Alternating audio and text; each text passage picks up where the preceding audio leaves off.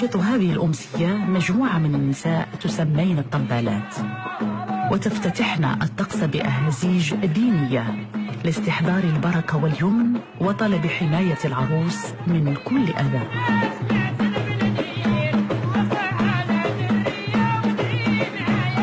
في الطلة الأولى ترتدي العروس الزي التلمساني، ويزين رأسها بما يعرف بالشدة التلمسانية، إذ توضع على رأسها وأذنيها وحول جيدها عشرات الخيوط من اللآلئ والجواهر التي تتدلى إلى قدميها.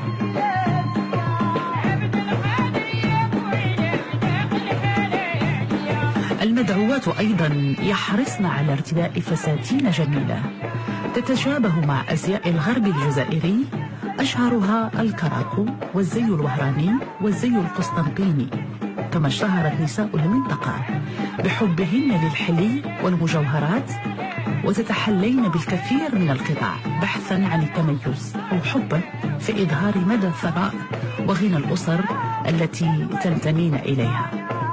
وتضعن على جبينهن خيط الروح المرصع بالأحجار الكريمة، وكرفاش أبو لحية، وهو سلسلة ذهبية مفتولة تتوسطها ميدالية تتدلى منها أهداب ذهبية على شكل لحية. كما تحرص الوجديات على تزيين أذرعهن بالكثير من الأساور الذهبية تسمى محليا المسايس، وتضع بعضهن الخلخال وهو إسورة خاصة بالقدم.